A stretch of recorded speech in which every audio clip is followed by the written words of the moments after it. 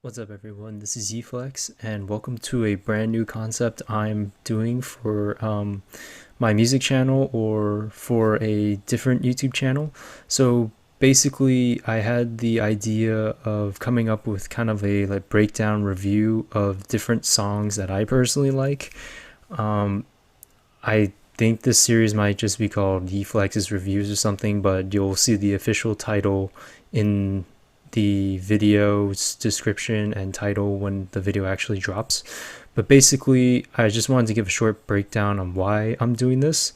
So basically, when I am not making music, which is recently been often because been going through some pretty big health issues, but I normally just listen to music to calm me down or to get inspiration for music. So one of the things I just wanted to do was share kind of my music taste with you guys. And I also wanted to break down certain things within the song that I normally hear. As an amateur producer, by no means am I like any great producer that knows every aspect, but I'd like to kind of break down what I hear when I listen to songs, because ever since I started producing music, I kind of get into writer's block. And a lot of the times when I'm in writer's block, I go back to older songs or reference older songs, whether it be electronic songs, rock songs, kind of whatever fits the mold to the song that's making that time. Maybe even kind of popish, hip hopish songs, and I go back to those to reference and kind of break down the song in the aspects that I like to hear from the song. So primarily for this series, just starting off, I'm going to be using Monstercat songs, and I'm primarily going to be doing the electronic music songs, so like EDM songs. If for some reason this series or these reviews don't get copyright striked or copyright claimed too bad, then maybe eventually I'll break into the kind of hard rock and classic rock stuff that I also like to listen to that I know I've referenced in the past. But for now, I'm mainly just going to be doing electronic music songs, so EDM songs. And I know for the first few videos, just to try this concept, I'm just going to be breaking down some older Monstercat songs. There will be just various different electronic songs. Some will be on Monstercat, some won't be on Monstercat, some will be on promotional channels I listened to before. As you see, this is my public playlist, and this playlist pretty much has 2,264 songs, and that's not even the original playlist I used back in the day. This is more of a more recent playlist. On my other older YouTube account, like I had a playlist just that was private, and I probably have like 5,000 songs in there. So I know a lot of electronic songs and some music in general that I like, but I will probably just kind of go over the songs and break down the songs I like for now. So it will be various different genres, but what I plan to do is basically talk about like the producer standpoint aspects and the things I kind of take away from the song while we kind of play and pause through the song. Sometimes I might talk through while the song is playing, and then maybe at the end I'll kind of just give my overall general opinion of what I thought of that song, like how highly I liked it, because most of the songs I'm going to review are songs I personally really like. So maybe I'll give like a personal backstory to what I liked about the song back when I first heard it. So for this first song, we're going to get into breaking down Arion's song Cold Blood and Ice Cream Cones. So a little bit of the lore of Monstercat. I've been following Monstercat since 2012. This predates even when I was following Monstercat. This was the original color I think they only had for the first album, I believe, 001. And it was all just the dubstep color. Eventually, they changed the colors. When I joined, this was dubstep purple. I think they just called it EDM. That was gray, so that was anything electronic. Yellow was electro, orange was house, and red was drum and bass. But I know some of the older songs like Atlas by Faint is also purple because they didn't make the color scheme for the audio spectrum thing through Adobe After Effects yet. So Basically, this is Arion, Cold Blood and Ice Cream Cones. I think this is the first electro song on Monstercat, like electro house song, but this is one of the songs I like, and I just figured with this first video it'd be kind of nice to break down one of the very first 001 Monstercat songs. So the first thing you're going to notice when listening to this song is kind of the intro. It's going to be a kick and a snare. I think there's like a little kind of hi-hat or sound effect to kind of go with it, but it's going to kind of build up a little bit, and that's a very common technique in electro house and house songs where they kind of have a kind of kick snare build up. This one I believe goes on for 30 seconds, so if you were in a DAW, digital audio workstation, like Ableton, I believe that's to about the 17 measure bar. If you had a kick snare rolling, a kick on every beat, a snare on every other beat, and you have that rolling till about bar 17, that would be about 30 seconds. So in terms of measures and time, that would be the equivalent measure. And you could tell just by the mix of the song, it's not going to be the best because, again, this was made in 2011. That was just kind of the start of a lot of the more modern EDM songs now. So still, to me though, the song is really a gemstone in the 001 album. So let's get started.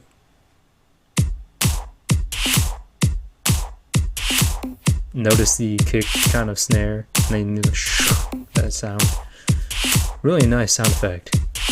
Kick, snare, kick, snare. Right at 15 seconds. Bigger, maybe even sub kicking.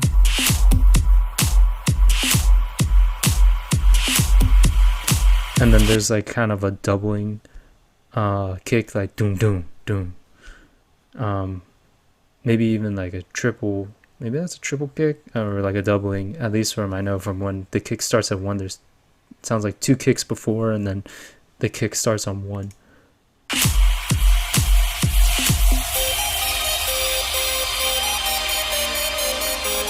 So now it kind of breaks down into the break, and then you kind of hear that kind of, I want to call it like a video game sound with some like white noise in the effect kind of going down, like but you hear that kind of video game sound.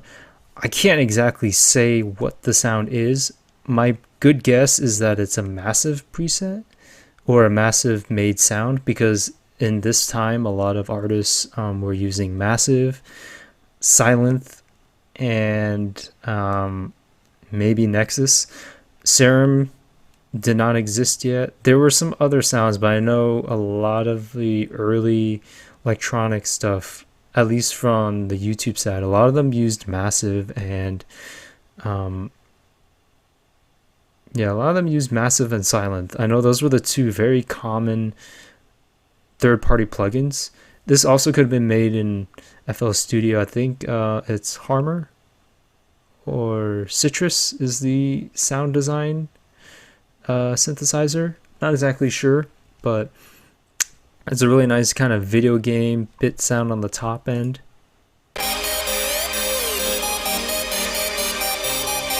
And then a chord progression on the bottom.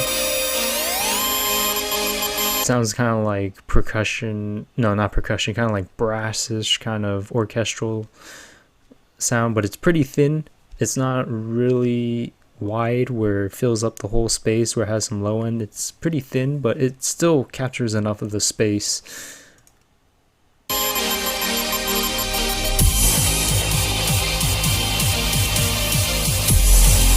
That's a really nice bass. I think that could be a massive bass, and then it kind of comes in with the kind of a breakdown drum, you know, kind of like in a rock song when you like kind of bring in the drums and do-do-do-doom, kind of go in like that and kind of build up a little bit, have a little more of a drum section before the drop.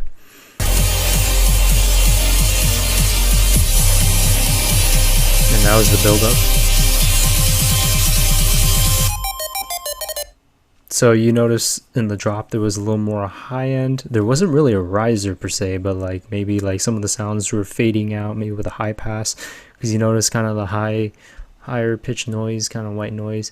And then there's a break in the drop. So For what I found out from producing is when you create a song and then you kind of want to create the tension in the build up, you kind of build up and then leave maybe like a bar or measure gap in between, kind of just to give some breathing room from that like build up right before the drop. Give a little breathing room, and then the drop normally hits harder when you give a little breathing room, as you'll see.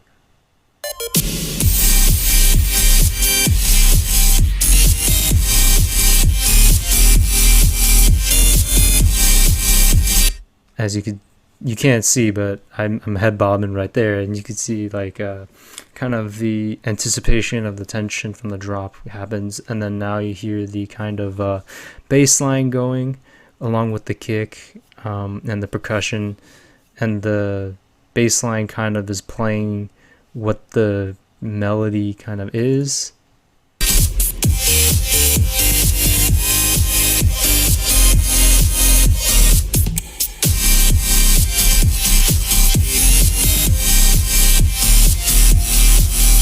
There is like a high-end sound, and right where I paused it, you can hear like there's like a sound like that that's just starting. It's kind of like a pad in the back, but you could tell like there is like a high-end instrument, I think, playing at the same time, but the main emphasis that is on the song right now is the bass line, and that's kind of playing the lead kind of progression too, and that's probably the sound that's also put forward. In kind of music, like when you're trying to balance certain things, from what I know, you try and put certain sounds forward and other sounds in the back. So like a pad sound you can kind of put in the back because you're not really paying attention, and for this song the bass line was being presented more forward, which is probably what we hear first, because that's kind of what the artist Arion wanted you to hear first.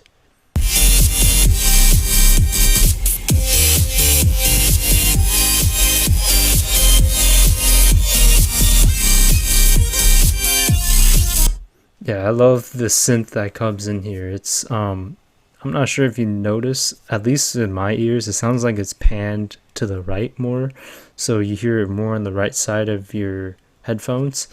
It's pretty thin, and there is like a little lead kind of going on, like a little high-end sound kind of playing with the bass, and then when that sound comes in, I don't know if you hear it as much. From what I remember, you might hear it a little bit, and they might kind of have two high-end things playing at the same time, but seems like the lead sounds move to the right more, so it gives it a little more space for you to hear the lead sound that's being introduced.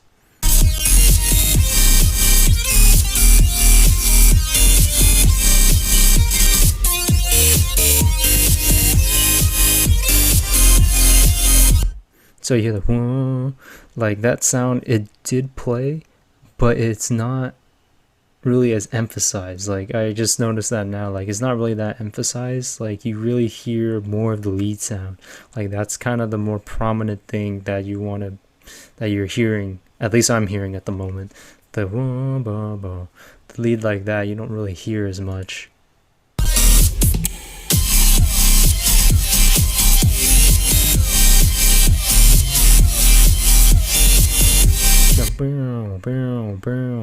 That sound kind of in the background kind of replaced kind of added some high-end sound kind of to the high end, so it keeps the mix kind of intact from like moving from one high-end sound to another high-end. So you kind of, there isn't like kind of a gap in space where you notice like, oh, the high-end sound is gone. Like you still kind of hear that.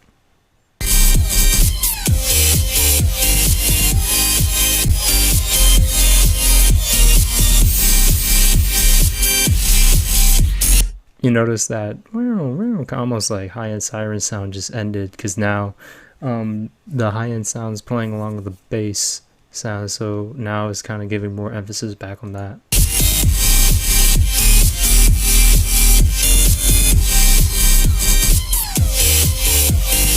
Now you kind of hear that kind of that sound. You hear it come back again just now, just to give a little more high-end, a little more texture to the song. Nice effect.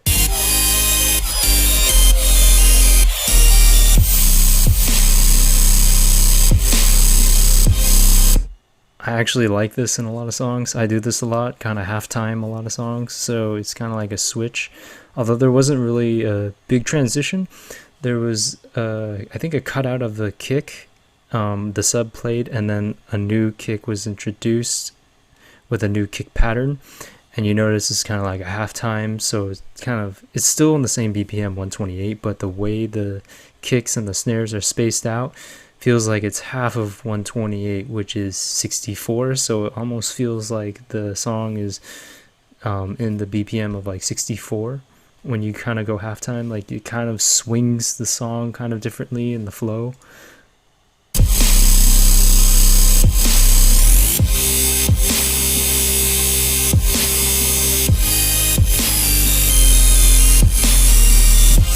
I don't know if you guys heard that. There's like a little kind of ARP in the background, kind of towards the end of that part. Just a nice touch that I think. I don't think I ever noticed that before listening to the song. So yeah, I like how the sound kind of winds up and then kind of winds down, kind of going. I always thought that was a nice effect in most songs. I personally need to figure out how to do that more in my songs, but it's a really nice touch. And as you guys know, you kind of feel like the flow is a little bit different. It feels a little slower, but the song is still like in the same BPM, which is beats per minute. So I believe this song would be 128. I could be wrong. Certain artists change between 126, 128, and 130, but I think for this time it's probably 128. But you can tell like the flow is a little bit, it feels slower. Like it's not like 4 on the floor is what the music terminology is called. You can also use that for driving a manual stick shift car, where you go into 4 gears really fast. But in music, 4 on the floor is you just lay a kick down on every beat. So then every beat per measure, and there's a kick on every beat. So it goes boom, boom, boom, boom. So it's like a consistent kick.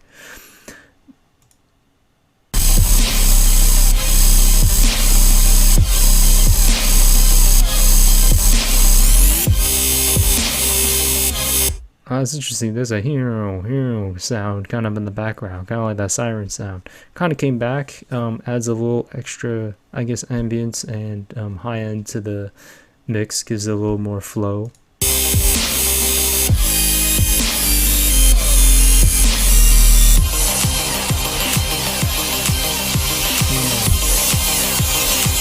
Cool. Alright, so this is cool. So you have the siren sound, you have everything cutting out, but you notice that the lead that you hear in the drop is starting to play. And that's a very interesting thing, where when you kind of play the lead before the drop, you kind of reintroduce the sound before you hear it again. So you're kind of familiar hearing the sound. I personally like to do that with leads. Like I play a couple notes before the lead starts, like when the tension's building kind of in that gap, I like start playing a couple notes, so the lead doesn't just start right off the bat. It kind of leads into it. That's a technique I learned from Stephen Walking, watching his breakdown video of Dads in Space. Hopefully I'll do that video in my future because I really like that song. But at this point for this lead, you can hear like it's starting to slowly be reintroduced again. I don't think you hear the lead in the drop, but you're kind of remembering like, oh, okay, the lead is coming up again. Like I'll probably hear it again.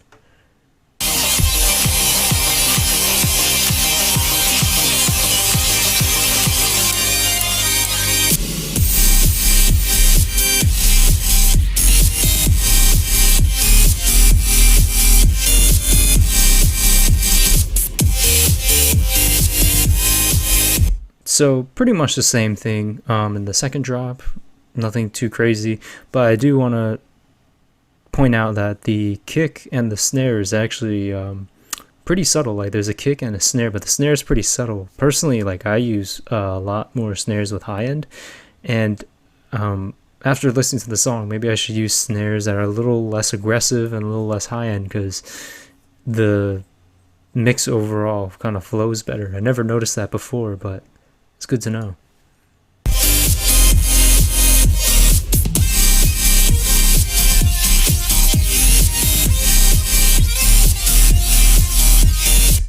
And I also noticed the high end's like like it's not like on the beat, it's kind of on an off beat.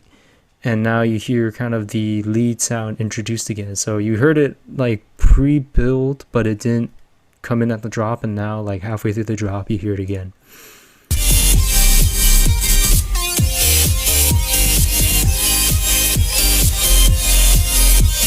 Personally, I like hearing like the lead going and then the other sound, like the other high end sound when you hear that. I always thought that was kind of a nice touch when they're like, kind of like two leads going on at the same time, or two high end sounds kind of in the same frequency range, but they don't clash with each other. I always found that cool about that part of the song. And yeah.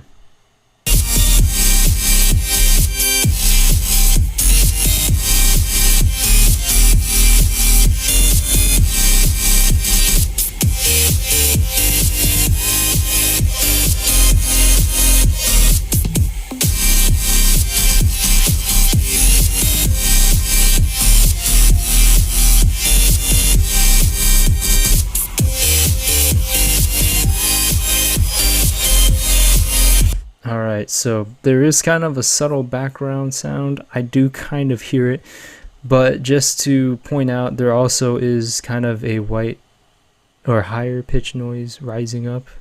So you kind of hear the tension building up with a riser, just to kind of build up to close off the song into kind of the kick outro. And I think this drop is longer than the first drop.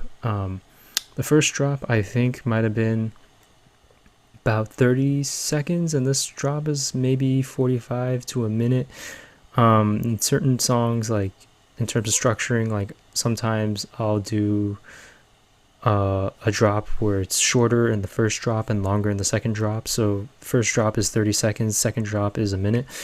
I don't know, that's just kind of a more common structure that I learned from my buddy Paperwolf. I guess that's kind of a structure I notice in certain songs too over the years, listening just to certain songs and after producing. So it's always interesting to hear like the different structures. Some artists don't use the structures, some artists do. So this song is more or less in the realm of the structured songs.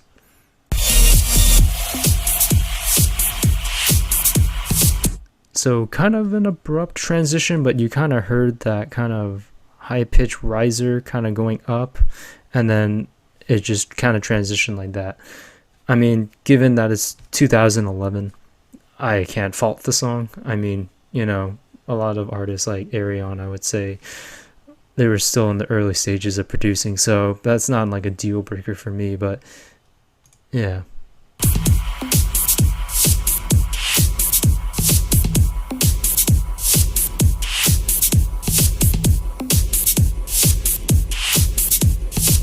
Interesting if you hear that the snare has actually quite a bit of reverb on it. I'm not even sure what kind of reverb that is. It sounds kind of big and wide, like in a hall or something. I don't know. It's kind of interesting. I just noticed that.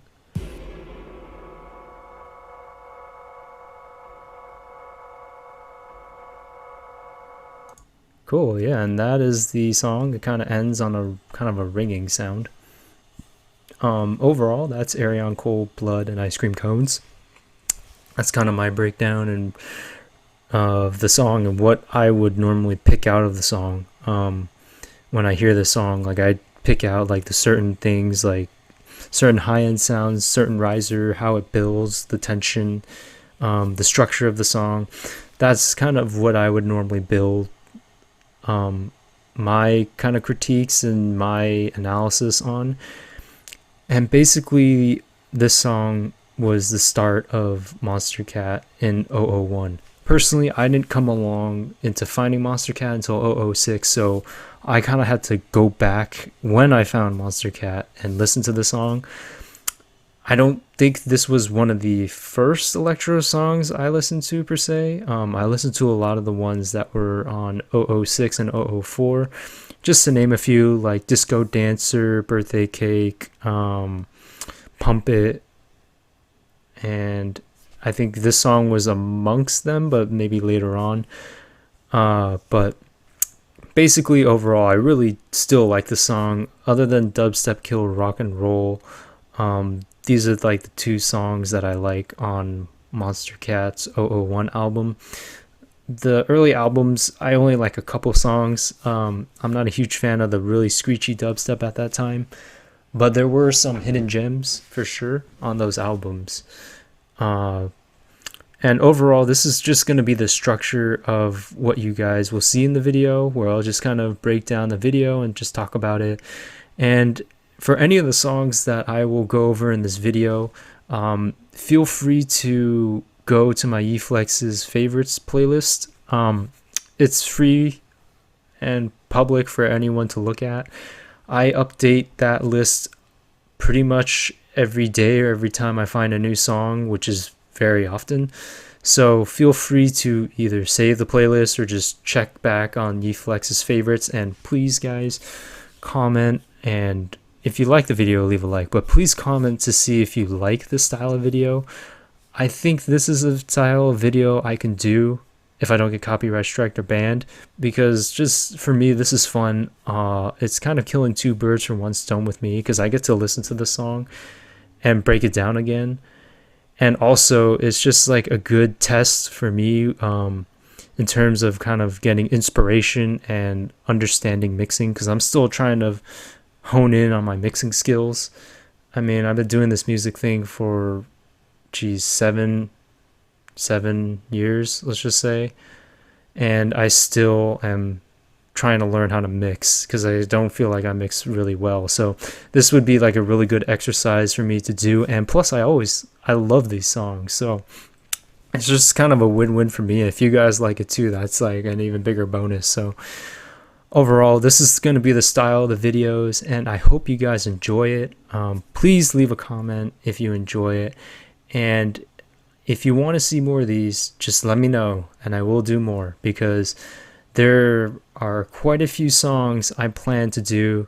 I won't do a bunch of old songs. I might just do a few old songs in the beginning, but I will do more current songs, like whatever I hear on like Diversity, X Keto, any promotion channel, or Monstercat or whatever. So maybe in the future you guys can, request or suggest songs that I review or break down, but for now it's just going to be songs that I like. So again, hope you guys like this video. Please leave a comment, like, subscribe if you like my content, and see you guys in the next video breakdown. Peace.